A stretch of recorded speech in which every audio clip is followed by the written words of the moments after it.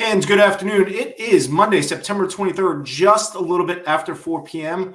This is our first in our new series. We have done a Ask the Superintendent series, Ask the City Manager.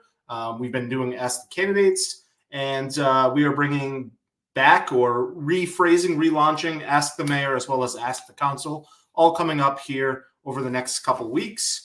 And a couple days, actually. The purpose of these from now till November 5th, at least my hope is to talk about what is on the city council agenda. There is a lot of people are busy. And I'm sure the mayor will agree with me when he joins us here in a minute. He's already here, but people are busy. There's a lot of, it's tough to keep track with everything going on in the city. Sometimes it is easy for misinformation or disinformation to be spread. Sometimes it's not on purpose. And my hope here is just quick hits. What's on the agenda? What do people need to know? How can they make the most out of their time? So joining me today is Mayor Xaykham. Mayor, how are you? I'm great. How are you, Ryan? And I think I kind of phrased up where we're going to try to, what our goal is here. Yeah, no, terrific. Thank you for having me on. Look, one of the primary job of the mayor of Newport is chairing council meetings. And thought it might be helpful to explain a little bit about the types of things we're covering in our council meetings, the types of changes that we have made to things like how the agenda is set up, and some of the big issues coming up on the horizon that I think voters might be interested in paying attention to as they're just trying to follow what's going on in the city itself. And so if you're good with it, we'll jump right in. Yeah, let's jump right in. I do want to make one very quick note that there is a workshop in less than an hour that is going to take place on the first floor because the elevator is down at City Hall. And then if you are planning on attending the Wednesday meeting of Newport City Council, it has been moved to Pell Elementary School. So going on Wednesday, Pell Elementary School, or watch it online. Ryan, thanks for making that announcement. We always talk about infrastructure, and that elevator in City Hall is an important piece of infrastructure, particularly if you're somebody who struggles with stairs. And so we're trying to make sure our meetings stay accessible. And therefore, when we have an elevator malfunction, we nonetheless need to pivot and appreciate your help getting the word out on that. So our council handles a lot of different business at its regular meetings. I thought it might be helpful first to break down the different roles that the City Council in Newport plays and the types of business that we're handling at our meetings. First and foremost, the City Council is the chief policy-making body for the city. So a lot of what we're handling are large policy documents that help dictate the long-term direction of the city itself. So these are things like revisions to the comprehensive land use plan, the master transportation plan for the city, those types of long-range documents, and supporting documents like resolutions that might help advise the direction the city should be headed in. Second is actually hearing from the public themselves. This is the most important responsibility for the council. We really serve as the intermediary between the public itself and the city's administration, trying to make sure that we are listening to what the community is saying to us so that the policies that we're putting in place are well advised by what the residents need here in this community. Finally, we serve a ministerial function in the city. Because we have a council manager form of government, the council serves as the approving body for a number of things that are relatively ministerial. So these are special event licenses, transfer of business licenses that happen in town, approvals for purchasing decisions that are made by the city administration itself, whether it's to buy a dump truck or to engage with consulting services that are helping to advance one of the prior items that I listed out earlier. So those are the functions that we have to get through in a singular city council meeting every single week. Now, if you've been following council meetings for a while, you might notice that our past few meetings have gotten quite long. For the majority of the 2-year term that we've been here, I'd say 18 to 20 months, most of our meetings were consistently less than 2 hours, sometimes closer to that 45-minute to an hour range as the council moved relatively quickly through business. But if you've watched the past several meetings, you've noticed that they have gotten excruciatingly long. I wanted to take a minute to explain some of what's driving that. First, the council has made housing a major priority. And we, at the outset of the term, asked our city's administration to look at a number of different areas where we could advance policy that would help alleviate some of the housing strain that we're feeling in our community. And so whether that is cracking down on short-term rentals that are not functioning legally, whether that is looking at the zoning laws that we have in this community, how they need to be updated, things like accessory dwelling unit policies, these are all areas that we asked for advice from the city's team. And they've come back with that advice, oftentimes in the form of 1,000+ page docket updates for us, changes to ordinances and laws that we then need to actually put in place. That's important business. If you watched the last meeting, we had a very robust conversation with members of our planning board about changes to the operation of short-term rentals within the business district, limited business district, and waterfront district in our city itself. Those decisions and those conversations take a lot of time, and it is time that is very well spent and well invested. The second thing that's driving these out a little bit longer is the fact that, quite frankly, it is an election year. And for many councilors, this is an opportunity for them to view where their views are on certain important issues to help better advise the public as to the work they've done and where they stand relative to proposals that are on the table currently. Those two things combined have been a perfect storm that have resulted in very long dockets. Now, we're not afraid to roll up our sleeves and do that work. This is a council that has had a huge number of meetings over the course of the past year, largely working collaboratively and well together. But we are well aware that for many people coming to our council meetings, while they may appreciate debate and dialogue that we have, their primary purpose there is for some ministerial function, right? In other cities and towns, this is something that might be handled at a licensing board or board of contract and supply, but in Newport, because it's all one combined meeting, they have to come and sit through the entirety of the meeting. And I can tell you, the other day I looked up and I saw a great small business owner in town there with his kid, and they were waiting to have the annual renewal of their license heard. And they were there till nearly 10:30 at night because of how long our docket had gone on. These individuals did not ask for their item to come up in the middle of an election year. While they're appreciative of the policy issues we're trying to handle, they did not ask to sit through a debate on housing policy. And so what we've done for this agenda as a test run is try and take the Board of Licensors first, so we can get those issues cleared up, and then secondarily moving through our typical agenda, starting with the consent calendar, some of the more ministerial things that we approve. We hope that that helps those people, the nonprofits who run events in our community, businesses that are trying to operate, able to continue helping our city be a great place to visit and stay in a way that's efficient for them, while also not interfering with the debate that we're having around major policy decisions. We then move into conversations that we have at a city level about policies themselves. And if you'd like, Ryan, if now's a good time, I'll walk through some items on the agenda that I think folks might want to pay attention to. Yeah, I just want to make note that I look at every one of these agendas, and I had not even noticed that you had moved the consent calendar for the liquor licenses to the top. So for those that go to many meetings, like myself, I missed it. So it's good. This is a good to let us know why they moved up there. And it makes a lot of sense. I know Chantrell and they were on there. They're on a second hearing for this meeting, about 5 hours or so, 4 hours that they sat there a couple meetings ago. So yeah, let's dive right into it, and I can pop in and out of this as we need. Terrific. Well, probably the most important thing to note here is the repeal of the sewer fee. It's technically last on our agenda. I expect that the council will change the order of the agenda to take that item first, right after we finish with the major consent and business items. So this evening, the council is having a special meeting. We heard loud and clear from residents about the challenges that were resulting from the new sewer fee structure.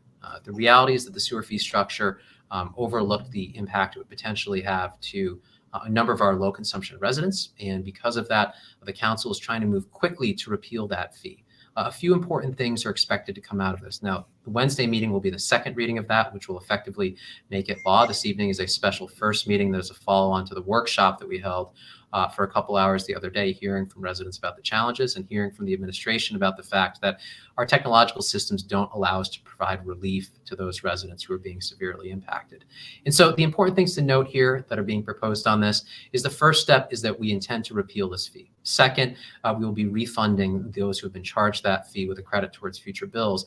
And the third is that because of these changes, it is very likely that this next bill will be delayed as we seek to make sure that that change is able to be effectively implemented so that residents get an accurate bill. The city's had a lot of problems with the billing system that they've been implementing alongside this new fee coming out, and the two have combined into a perfect storm that have created major challenges and confusion. We're trying to give the city some time to straighten that out. And because of that, we anticipate that the next billing cycle will be delayed as we sort out the credits that are due to residents for that fee and actually manage the repeal of that fee itself, going back to the old model based on consumption. Second, similarly, another issue where we're trying to assist the city's management with being effective and efficient in addressing the immediate needs that we have is an award to a consultant, a construction company that'll be helping us with the renovations of King Park. Newport was one of the largest recipients of a municipal resiliency program grant from the state's infrastructure bank. This is a multi-million-dollar grant designed to help us manage the impacts of climate change. A number of changes are going to be getting made to King Park to help ensure that flooding events there are reduced over time, and that the area is more resilient to the routine flooding that we're seeing. There's already been a tide gate that's put in there that's substantially reduced routine flooding. These additional improvements are expected to ensure that that park stays there for the long run. There should be no concerns in terms of impacts to some of the beloved amenities down there, like the ball field. All that is set to stay intact. This is looking more at how we can ensure that the seawalls that are there are adapted to things that more resemble what might have been there historically, that help absorb stormwater surges when they occur. The next item that's on there is under event permits. This is not an area that typically receives a lot of attention, but I do think it is an important one to note. One of the reasons that the city requires event permits is so that we can have on our public safety radar events that we need to pay additional attention to in the event that they become problematic. In this instance, what we're taking a close look at here are noise issues that are occurring as a result of certain events that occur throughout town. Specifically here, this is the cars and coffee that's been happening on a regular basis. We know that the Audrain team has been working hard to put on these events that people enjoy quite a bit. We want to make sure that residents aren't being negatively impacted by the traffic coming in and out of that event. As a result, we've gotten a lot of noise complaints, and because of that, you see the city manager taking a very hard line, requiring that an event permit be filed and approved by the city council before we move forward. That is standard procedure for an event like this, and we're just making sure that everybody is here adhering to the rules on that, so our public safety team can do their job controlling for unintended consequences that may result from any event like that. I'm going to stop you there 1 second, because I've seen a lot of people complain about, or comment about the noise issues on Nextdoor, on Facebook. So this is directly or indirectly in response to citizens making it known that these are noise issues. Yeah, and there's a policy in place that's supposed to be adhered to. This city manager has taken a very hard line that when it comes to issues that impact neighborhood quality of life, those are of paramount importance. And we need to make sure that events that impact that are being done in a fully compliant manner. This approval is the Audrain Corporation's effort to do just that. And so that item will be before the council for approval at this upcoming meeting. Excellent. Anything else on the agenda that people should know about? Absolutely. Two additional items. Moving from the immediate day-to-day operational issues that the city is facing and things that the council needs to do to keep that moving to more policy-based items are two very important things. Changes to the zoning code. We know that our zoning code has some major challenges to it. Towards the bottom is an item that manages lot coverage and some ministerial things that we think just need to be cleaned up to relieve the burden that's on the planning board right now, and that we also think will impact other things like stormwater. So a second reading of something that we had heard at a previous meeting, but more importantly is a citywide moratorium on short-term rentals. The last council moved to ban short-term rentals in residential zones, and we've moved to ensure the city has resources to enforce that. We are now looking at a moratorium on all new short-term rentals across the entire city. We heard from the zoning board, from the zoning officer for the city that we're losing 20-ish units of housing per year to conversions to short-term rentals. This is an effort to stop that. I should note that this does not inhibit two important things. First, owner-occupied short-term rentals. This is somebody renting out a bedroom in their existing home will not be restricted by this. Second, if you are an existing short-term rental operator who is operating within that zone, this does not take away the rights that you have to your existing short-term rental. This just stops the future conversion of additional units of housing into short-term rental properties themselves. The third piece, moving away from intermediate policy more into long-range policy, is regarding the carousel. I've put forth a resolution on the agenda that I hope the council will consider supporting. I'm asking the administration to come up with a plan for the relocation of that carousel. We know that Easton's Beach is rapidly eroding at a rate of about 1.5 feet per year. And so while we work to ensure that beach is there for the long term, we want to make sure that that important historic asset for the city, the carousel itself, is located somewhere where the public can continue enjoying it rather than sitting in storage. I've asked that the administration identify a number of sites and also estimate a cost and set up a vehicle through which private donors, if they would wish to support the ultimate relocation and reconstruction of a new site for the carousel, might be able to do just that. We've got to keep our eye not only on the big picture important things that the city needs to do for its future, but also on those important cultural amenities that are very important to people appreciating the long-term heritage that Newport has. Mayor, I have a question from Terrence, and I think I'm really trying to stay on the agenda. I think this does have to do with the agenda, the short-term rental piece. And Terrence asks, considering the council's recent work on short-term rentals and the housing deficit facing year-round residents, can you provide an update on Salvador Jr.'s effort to construct new on-campus housing? Wouldn't creating on-campus housing lessen the demand for academic year rentals, and thus potentially decrease the appeal of keeping an investment property on the 9-month, 3-month cycle? So it goes with the agenda item for sure. Yeah, so the Salve dorm issue is one that is not before the city council itself, right? So that's outside the realm of where we are advising on that. I do think what it hits on, though, is a matter of policy. There are two issues here that the city thinks very carefully about, the council thinks about carefully when we consider any housing-related development. The first is community impact on long-term community character. We want to make sure that any project that's being done under a policy that the city establishes is something that isn't going to disrupt the existing balance of neighborhood character. Whether or not that falls within the broader mandate that the council has really is the determination of the planning and the zoning board accordingly. The second is, even when housing is freed up, what is happening to that housing itself? So for example, in this instance, if housing were to be freed up in, let's say, Newport's 5th Ward, the 3rd, is that housing going to be actually converted into housing for residents to be using, or is that going to revert to a seasonal rental that's dark for the balance of the year, or a short-term rental? On our agenda currently for this council meeting is an update from the administration on Councilor Lima's resolution regarding seasonal rentals. And we will be likely continuing that item. Councilor McCall cannot make this upcoming meeting, but that's an important part of what we need to consider, as well as not just are we building more housing, but when we do provide more housing, is it just going to get converted into more second homes or dark homes, or is it going to alleviate the actual strain that we have? We've got to make sure we thread that policy item carefully and make sure we get it right. We don't have to do this every meeting, but I'm going to try to do this with the first couple here. Remind people, they want to, well, let's start ahead of time before meetings. People can submit testimony or comments or questions to all council members ahead of time. And then there are moments, there's public forum near the beginning of the meeting where people can talk for a couple minutes about any item that's not on the agenda. And then most of these items that you mentioned, there is a public forum section for each item where public testimony is also taken. Just want to give people a reminder of when they can make their voice heard on these items. That's very helpful. Thank you, Ryan. Yes, the citizens forum remains the #1 item on our agenda. We want to make sure that the public's voice, the public's opportunity to have its voice heard, is at the very top. And so you can always reach them through email or through phone, but that citizens forum is a public forum to have a conversation about anything that is not on the agenda itself within certain parameters. Second, with most agenda items, when they come up, if there is somebody from the public who wishes to comment, you will typically see us pause to take comment itself. We ask that residents limit their comment to 3 minutes when they come up and testify, and if it is on an item on which there's a lot of testimony, that they not be redundant with what previously has been provided by other members of the public.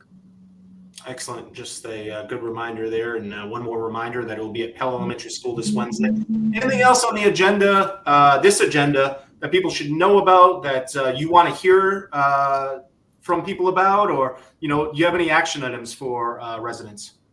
These are the major items right now. If you feel strongly about short-term rentals, one way or the other, your voice is valued on that. We will take public testimony on that. This is the second reading